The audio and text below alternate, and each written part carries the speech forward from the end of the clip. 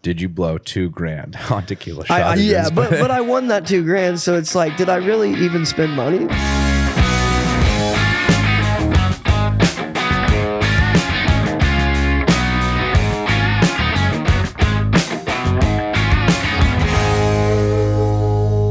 Guys, what is up? We are back bigger than ever. Happy 2024. We are bringing in the new year and this new chapter of podcasts. We got a ton of new guests this year. You're tuning into the 615 House podcast. I want to thank our host, iHeart, for making this happen. Our producer on set, Matt McElwain. How you doing, Matty? You looking good back there? Come on. He's ready to go. Our editing team at Q6. And, of course, everyone for listening. I feel like we've started to build a nice little culture here on the 615 House pod.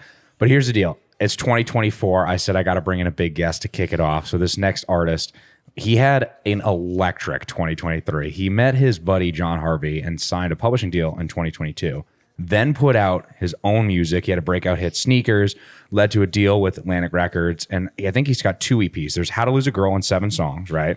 And then we got his latest EP, which is I'm So Good at Being Alone. And he's going on his first headlining tour. Well, big headlining tour this year.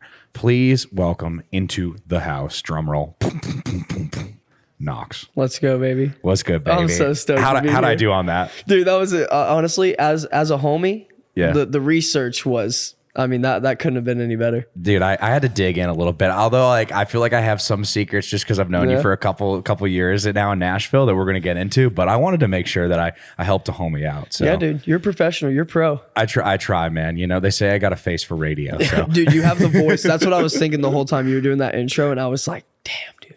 Yeah. You're not messing around. No. It's a lot of fun, dude. I will say the best part about these is that I get to reconnect with people that I haven't seen in forever, like yourself. Like, I feel like we've known each other for, I want to say 4 or 5 years. Dude, it's been, I would say probably closer to 5. Like, we met like right when I moved here. Yeah. Like, I remember your 21st birthday. Yeah, I remember that too, like, dude. It's crazy.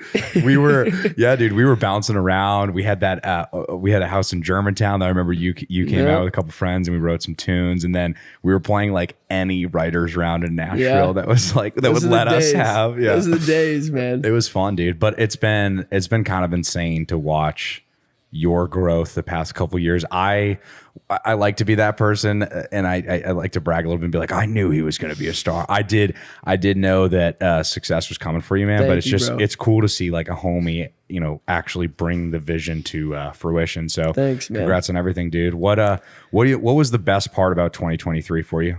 Oh, dude. I mean, honestly, just like seeing it come to life, like really, you know what I mean? Like, so many people have the TikTok moment that puts them, you know, kind of in the lights for a minute. And that like happened, but then seeing like kind of holding on to it and actually building like a good foundation of fans and people that are really dialed into not just sneakers, but, you know, everything that came after, you know? Yeah, dude. I feel like that's one thing that's been crazy is watch is a lot of people have these moments of virality, and then, you know, I hate to say it, but, you know, years go by and they kind of die off. I feel like for you, like your moment of virality was just the introduction, and now there's been this massive like, base that's been created. And it's been so sick to see, dude. And the tour that you had with the Camino guys. Yeah. How, like, talk to me. What was it like playing with Band Camino? Dude, I mean, okay, you know as well as anybody, like back then, I've been a Camino fanboy for like, you know, since I moved to Nashville. So now they're like homies, which is even sicker. But dude, it was crazy. Like, Sneakers came out on TikTok, like very first video that went viral, you know, like I think it was like the 4th video I ever made, you know, did like a couple million views. And then 3 weeks later I was on the road with Camino. Like it was like that. And yeah, it was wild, bro. And honestly, I think they really helped kickstart exactly what we were talking about, how virality, it's hard to like stick with it. The good thing about it is that while I was having that moment, I got to go out and be in front of real people and win over like real fans in real time. Mm-hmm. Yeah, so like big shout out to those guys for taking me out, because I feel like that really did kind of set the stage for the foundation that we've made, you know? 100%, dude. Yeah. I think you make a good point too. Like, it's pretty easy for somebody, well, if it pops up on their feed, they might click the follow or the like button on TikTok. but there's a difference between that and getting people to buy like merchandise and go to a show and actually sing your songs. And there was a clip, we'll have to pull it up here, but there's a clip from your Instagram of you singing at 1975, which record came out this past year. And everybody in the crowd, like word for word, knows the song. Like that's got to be an unreal feeling to just have people like that. It's wild, man. I mean, mainly because I'm still doing after like 6 years of doing writers rounds and writing with people in Nashville. I'm still doing exactly what I was doing. You know, I still make the songs with my buddy Spencer, who obviously you know, and it's still just me and the homies cooking in bedroom studios. It's just now people listen to it, and so especially that video is from LA, so it's even more mind blowing seeing something that far away from home and seeing that many people like, you know, losing their minds over it. It's like, bro, we made this in our bedroom just vibing, you know? Right. It's crazy. I love it, dude. Well, I want to start back to the sneakers journey a little bit, because you had one of the fastest, I think, like rises with that song. Like I remember I see you post it and it gets a little buzz, right? A couple million views. And then I can't remember her name, but there's a creator online. Genevieve. Yes. She's like girl. A homie of you. Yeah. And she creates this dance and the thing just takes off. It's like thousands and thousands of people using this song. Like what was going through your mind when this happens? I mean, honestly,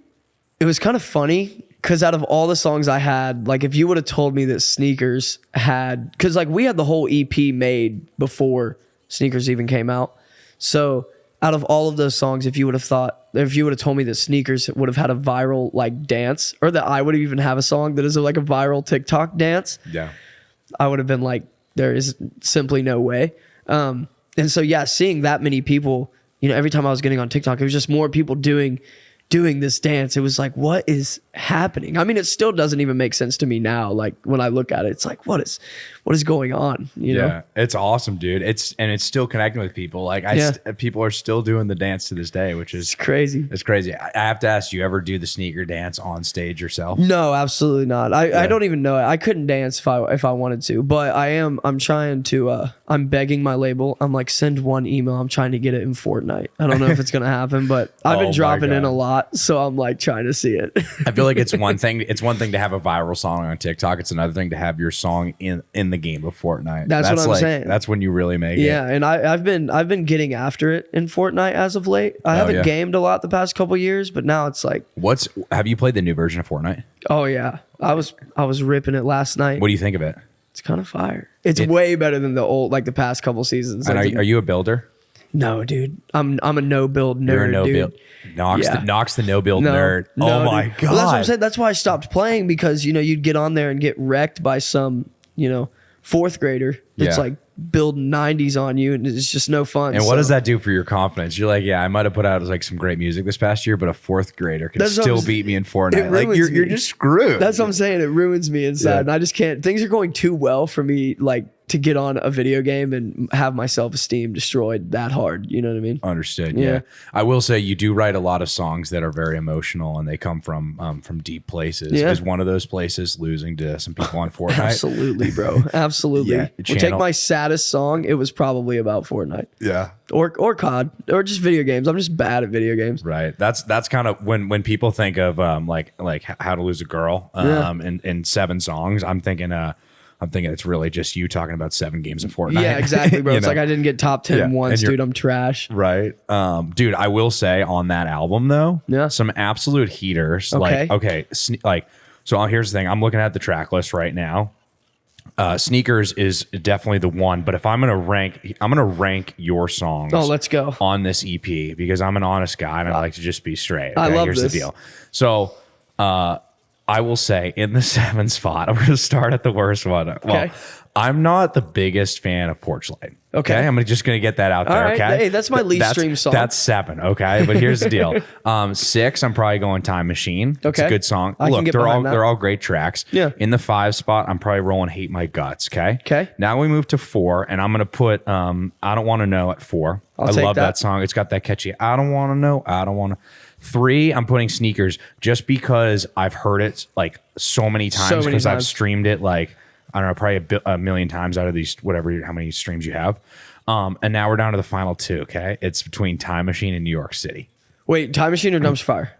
I'm sorry, Dumpster Fire There in we New York go. City. Okay. And the winner Come on. of on. the Knox How to Lose a Girl in 7 Songs EP challenge is, it's got to be Dumpster Fire, dude. You almost had my exact list. Really? I got to go NYC number 1 for me. Yeah. But I would have gone everything exactly the same. Really? Swear to God. But NYC is my favorite, dude. I was playing NYC on those Riders rounds. Then. So that one, I think I'm just a little biased. Is that song like that's from personal experience, or is it like what was the reason behind that one? Kind of. It was just like it was right before COVID, and like, you know, I'm from Dayton, Ohio, like middle of nowhere, and I'd never been to New York, and I've always just had this like weird obsession with it. I still like today, like I have it tattooed on my pinky, and like I just always have had this infatuation with that place. Yeah.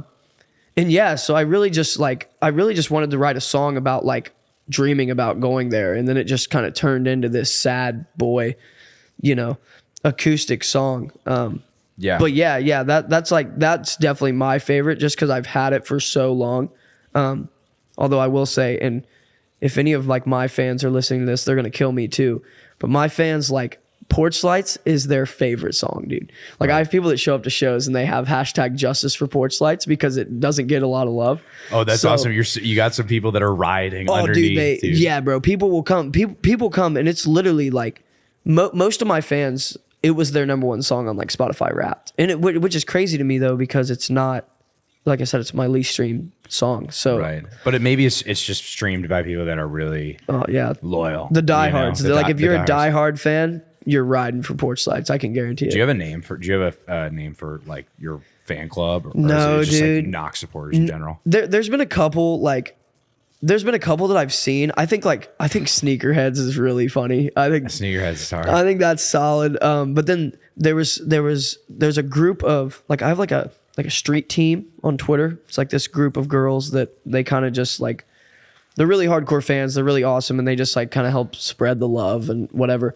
And I just put out a song called "Girl on the Internet," and they made their street team name. They're the girls on the internet, and I was like, all right, that's pretty creative. That is creative. I do like that. It's good to have this, you know, people from both different sides there. You got the Porch Light rioters, and then you got the the girls on the internet. Absolutely, and it's like, bro. I see those two fan groups just going, and like there might be some initial tension, but then they come together, and it's like a beautiful end to a movie. Oh yeah, dude. I gotta be honest with you again. Yeah. I want to talk about the line in Sneakers. Okay. Okay. You say, I gotta fuck with me first. Yeah. Girl, you know I'm hotter than fever, but I don't run around with sneakers. Yeah.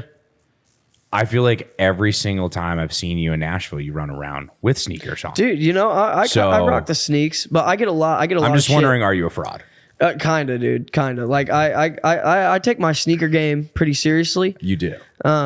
But well, I mean, I normally do, but I've been getting blasted on the internet for these because these are my favorite shoes. What do we got? What do we rock? There's some Air Force Ones that were white, slowly turning yellow. I was gonna say Air Force Ones heavily broken in. But dude, that's the thing. Dude, I wore these on stage. I actually wore these on stage in New York. My entire label was there, and the show went like amazing. And I come backstage, and my product manager is like, hell of a show. Don't ever wear those on stage again. That was like the first thing she said. I was like, dude, these are like my babies, but they've just like, they morphed to my feet now. It's like putting on a pair of socks, dude. I love it. That's great, dude. You break them in over time. That's what I'm saying. You know, they're my ride or dies, dude. I love it. I love it, dude. That's very solid. Well, we got some more to talk about here. We got Knox in studio. We're gonna be right back here on the 615 House podcast. What's up, guys? Chris Rudiger, your host, back here, 615 House podcast. We got my buddy Knox in the studio. We talked a lot about 2023, talk about how to lose a girl in 7 songs. We compared our lists, and we got to talk about 2024 because you have a tour. Yes. You have another project, another EP called I'm So Good at Being Alone. Yes, sir. And you now have is it the I'm So Good at Being Alone tour? Yep. 100%. But I feel like hopefully you're not going to be alone because you're going to have a bunch of people coming out to these shows. Dude, it seems like it. Tickets actually went on sale today, and we've sold out like half the tour already. Like half the city's already sold out. That's nuts, dude. Yeah, and they went on sale at 10 today. So like, dude, that's I was getting crazy. called all morning. They're like, Chicago sold out. Columbus. Let me ask you this: is there one city that you haven't played that you're very excited to play? Ooh, Well, so one of the cities on the tour, I've played every city on this tour that's coming up. It's only 9 shows. It's like East Coast run. I've never played Indy though. Yeah.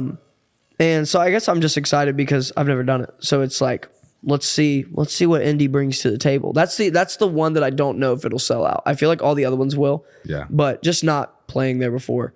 But you're also you're doing New York City. Yep. I know you're doing Boston, my hometown. I'm pumped about that. Yes, sir. And then you're doing Philadelphia too, right? Yeah, Philly. Where are you playing in Philly? Do you know? Is it Milk Boy? The Foundry? Even? Foundry. Is that what it's called? Yes. Okay. Sick venue, dude. Yeah. That's awesome. Yeah, and I'm super stoked. Okay, so you're doing, it's kind of that northeast into back down sort of Nashville area. Yeah. Then we hit DC. Then we'll hit Nashville, Atlanta, Columbus, Chicago, and then Indy. Not in that order at all, but those are all the cities. Yeah. That's going to be killer, dude. And you got also a friend of ours, Mary Jo. Yeah. Is on, I forgot that you know Mary. Yeah, dude, absolutely, bro. I know Mary Jo before Mary Jo became LA Mary Jo, which me too. Which obviously she's crushing it as well.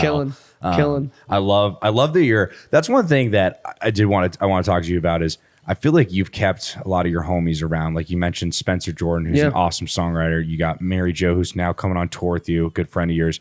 I feel like you have really found like a community of people that you connect yourself to. Like walk me through that process, man. Cause I feel like you just keep the real ones close to you. Like, yeah, dude. I'm just like one of those where, you kind of get to this point and then you have labels, you have publishers or whoever that are trying to like throw you into like rooms like, oh, you need to write with these big songwriters who have like hits and like all that stuff. And all that is super fun and I love it. But it's like, man, like I was saying in the beginning, it's like, bro, I made these songs with my boys. Like, I'm not going to just ditch my boys, dude, because now I have the opportunity to go write with these big people. So, and plus I feel like that's where we get the realest stuff. Like, dude, I went to LA 10 times last year because I didn't really, or this year, I guess, because I didn't really tour all that much until recently. And I just went out there and like the songs, like we made good songs, but like they all just felt like stale, man. Like they didn't feel like, I was like, nah, man, I gotta get back to Nashville and get back in with like the people who helped me make this happen. Like I always say to Spencer and like Zach Smith and Cam Becker, my producer, and we have a buddy Chandler Eggleston who's like a phenomenal guitar player. Like I always say that my music is a representation of what we make. Just my job is to be the person to go out and make people listen to it. I'm just kind of the like, even though it says Knox, like music by Knox is not just me. It's like I just get to represent all these other super talented guys, and we really are like such a tight knit family. Like Johnny Townsend included. Yeah. Like all of those guys, man. I just feel like it's such an honor to be able to go out there and represent like such a freaking awesome and like hardworking group of dudes that like really, really deserve it, And so I always want to keep them as close as I can. Yeah, dude. I love that you say that. I think, I don't know. I think a big fear or a big thing that a lot of artists maybe forget about is keeping those that help you and your team close to you. Because what good is it if you're, and I mean, dude, after this tour, who knows where you're headed? But like when you're playing, Madison Square Garden, you don't want to be playing it by yourself and not having your people close to you. Like I think sharing in those successes and like also realizing you're a human being and like, yes, this is your livelihood, but like you might as well keep your friends close with this stuff, For sure. Well, dude, I'm just overly conscious of the fact that it's like, bro, I'm not the greatest songwriter in the world. And I'm not the greatest like singer in the world. And there was, it really took a village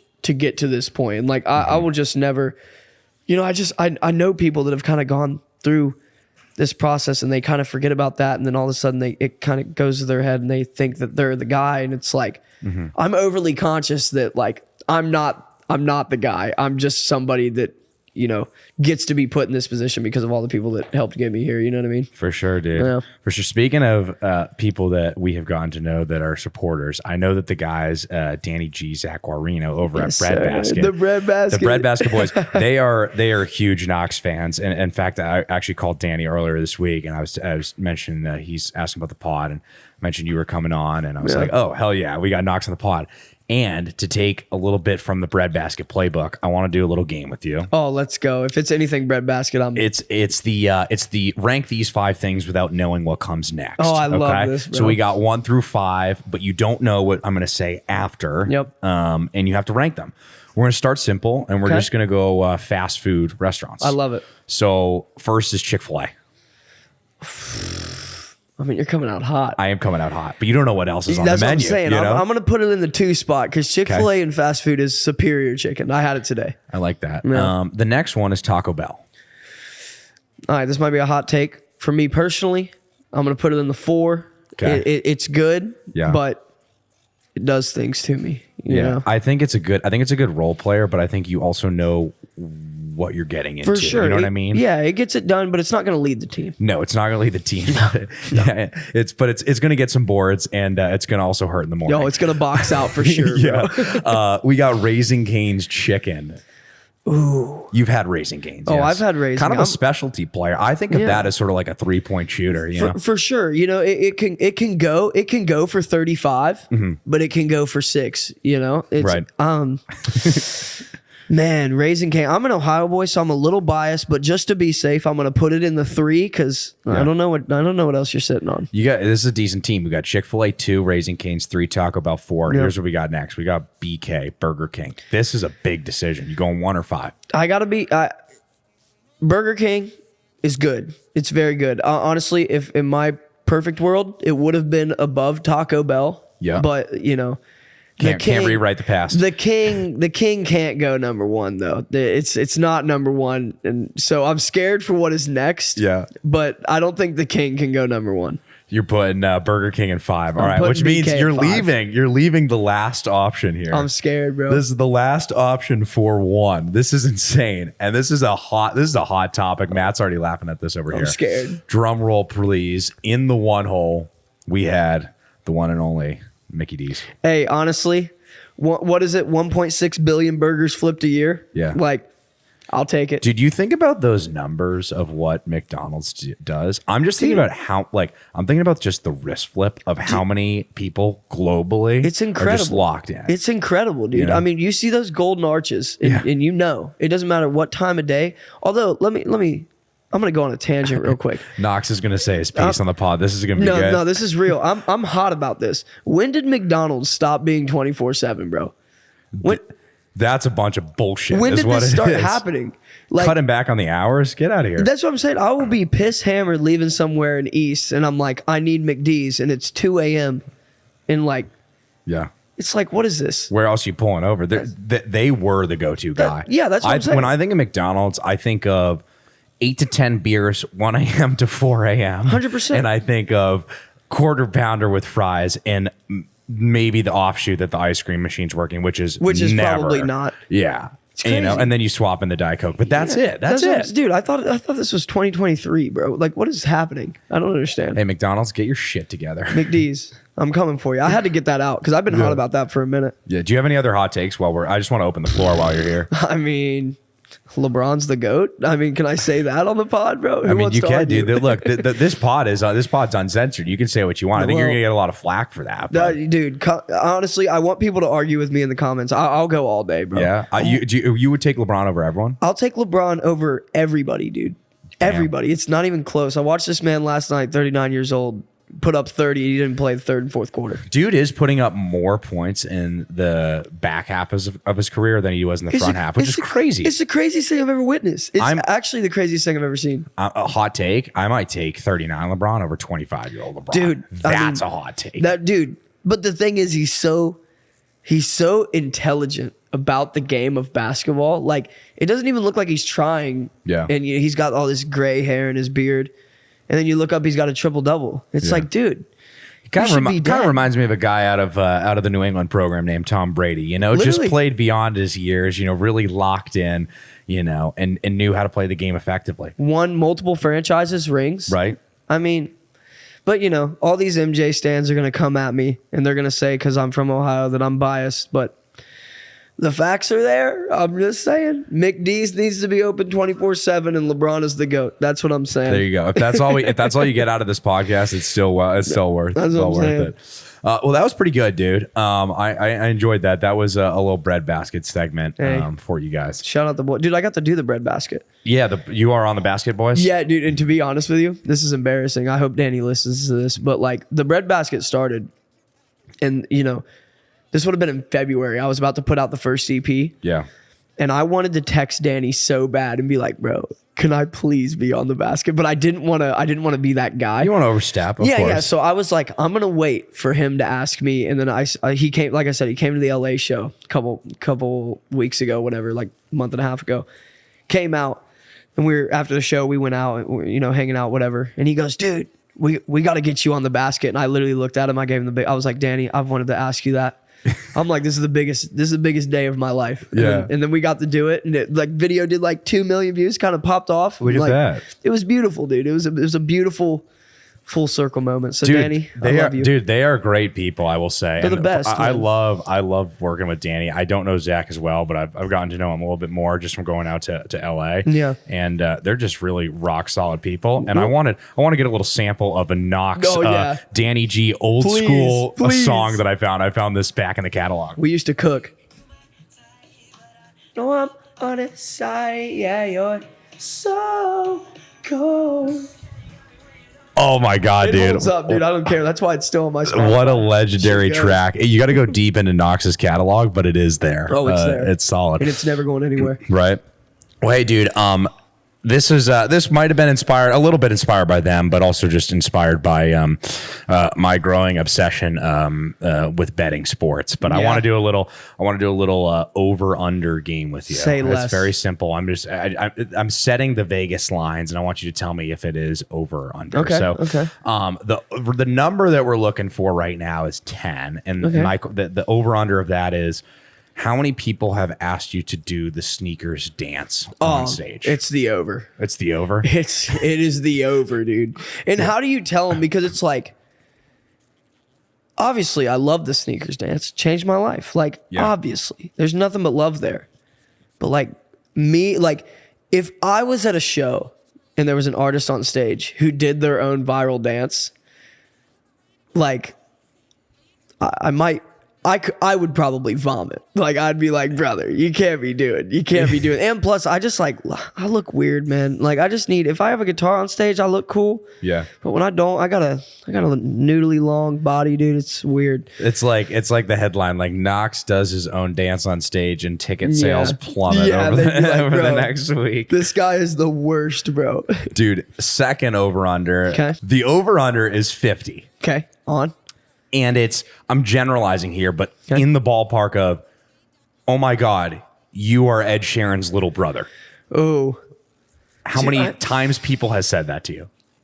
Dude, I gotta go with the over, man. It still happens. Yeah. Even though like my sound is very different, but like, and honestly, it's like at the point, and especially like because we're both on the same label, and like it's actually pretty sick. Like me and him share some of the same team. Like that's dope. Dude, I got to meet him when he was in Nashville. Yeah. It was wild, bro. I didn't even know how to act. I literally I shook his hand and I told him I loved him, and I was like, you were the reason I make music, and you were the GOAT. And he was like, all right, dude. Was he like taken back? Was like, whoa, that was weird? Or do you think he was cool about it? Well, no, because I think he gets that so much, but also he could have been a little thrown because I was introduced as like, hey, this is like Knox. He just signed with Atlantic, and I was like, bro.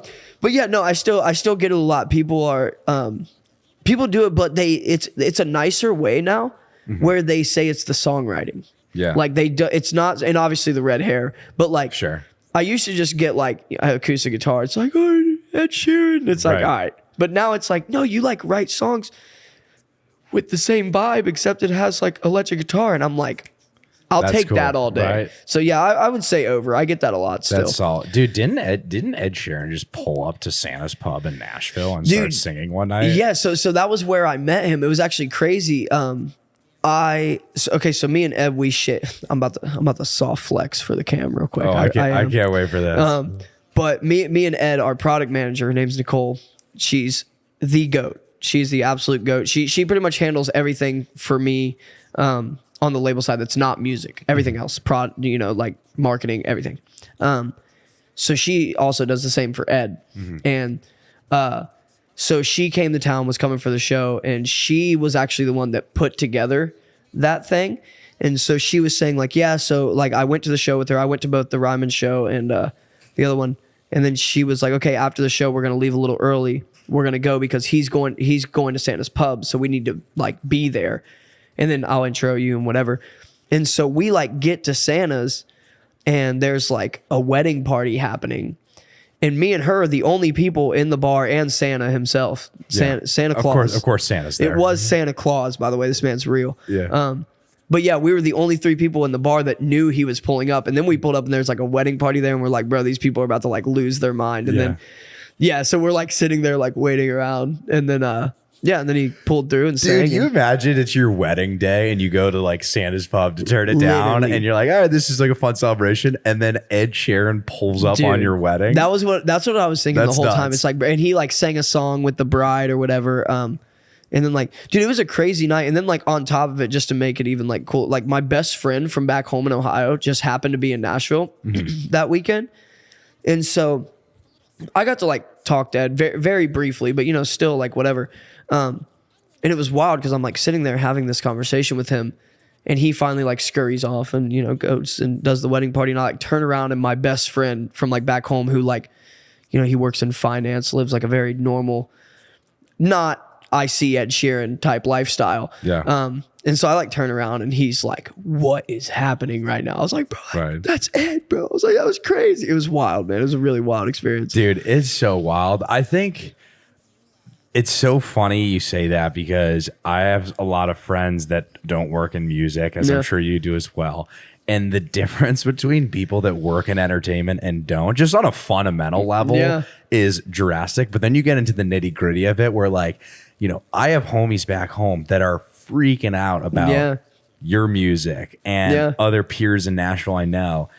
And for me, it's like, no, like Knox is just the boy. Yeah. You know what I mean? Like, dude, I love your music, bro. I will always support you at shows.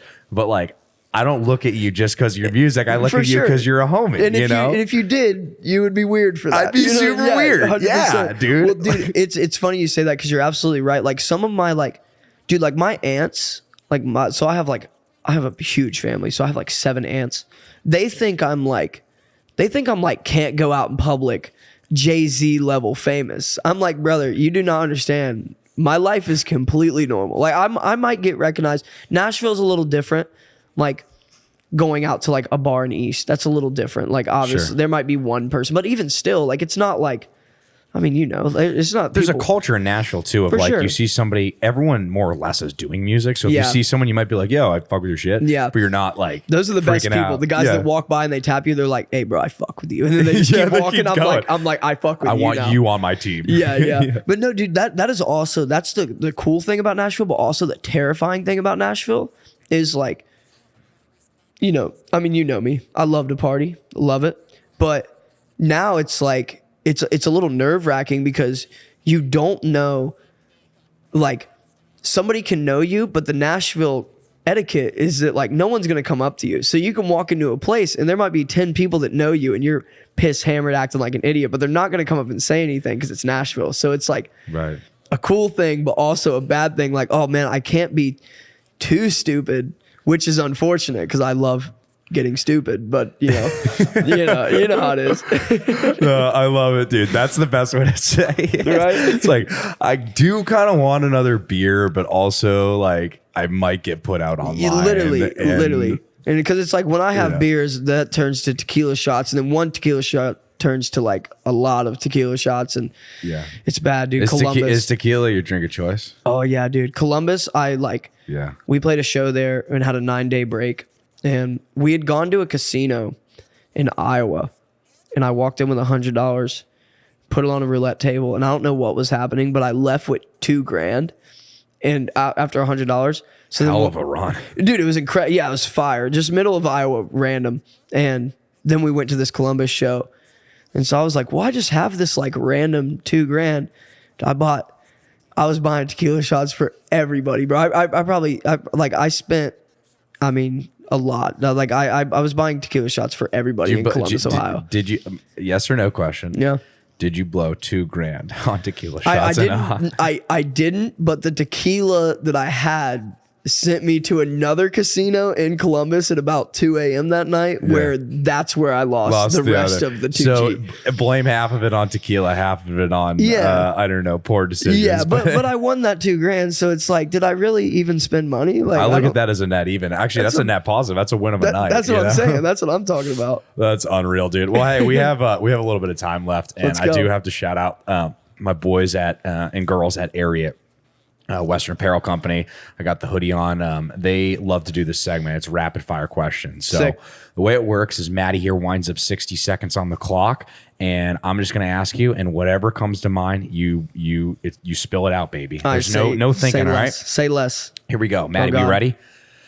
Rapid fire questions presented by Ariat. 3, 2, 1. Dream collaboration. Lil Nas X. Do you wear sneakers or boots? I know where this is. Sneakers. Yep. Talker or texter? Talker. If you could instantly master one skill, what would it be? One thing you wish you could do. Producing. I agree with that. Yep. Is double dipping allowed? Yes or no? Absolutely. We're gonna have to talk about that. If you could push a button and make everyone in the world 7% happier, but it would also place a worldwide ban on all hairstyling products, would you do it? Absolutely. Yes or no? Look at my hair. Yeah, absolutely. Happiness first, baby. Nope. If there was hair in your soup at a restaurant, would you turn it back or no? Probably. Yeah. I think you kind of have to. I like that. Dream venue to play. Ooh, Terminal 5 in New York. Great spot. Yeah. And then last question, and don't think too hard on this. Would you rather cuddle a baby panda or a baby penguin? Penguin. Why is that? Just because I like how they waddle, bro. I don't know if they're cuddly, but like, dude, that waddle. They waddle, dude, bro. I think penguins are sick, and they be sliding on their bellies. Dude, they do be sliding crazy. Oh my god! And look at that. Knox just slided into the 60-second rapid fire presented by Ariat. That was tight. Boom. We're gonna have to look back at the tapes and see you, but you might have cracked the leaderboard there. Let's go. We have a running list of the leaderboard as to who does rapid fire questions the I'm best. competitive. I didn't even know. There is some prize at the end, which we haven't exactly decided, but I'm sure we will. I think I won. I'm just kidding. Yeah. Well, dude, it's been awesome having you on here. Anything else we can look forward to in 2024? Dude, just this headline tour. If you haven't got tickets, I would go get them. Tickets went live today, and they're almost sold out. So come get them ASAP. And then bro, we got a bunch of new music. I've just been in that mindset for the past year that it's like I'm not stopping putting out music. I'm not making people wait. So it's like top of the year, we're back at it, single, and then hopefully maybe even like a full record this time. Forget about EPs. I'm past that. I want to do an album. I love that, dude. Well, you did two EPs. I feel like now it's time to give people the whole. It's time for the debut, dude. Yeah, gotta let them know. That's badass, man. Well, I can't wait. I hope the album drops this year. I'm definitely gonna hit your shows, as I think everyone else should.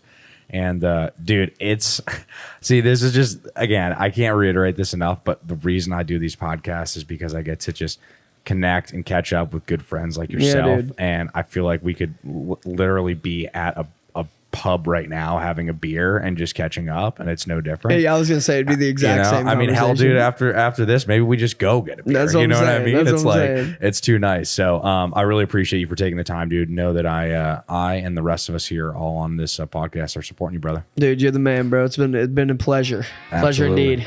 Well, we'll see y'all next week for a new episode.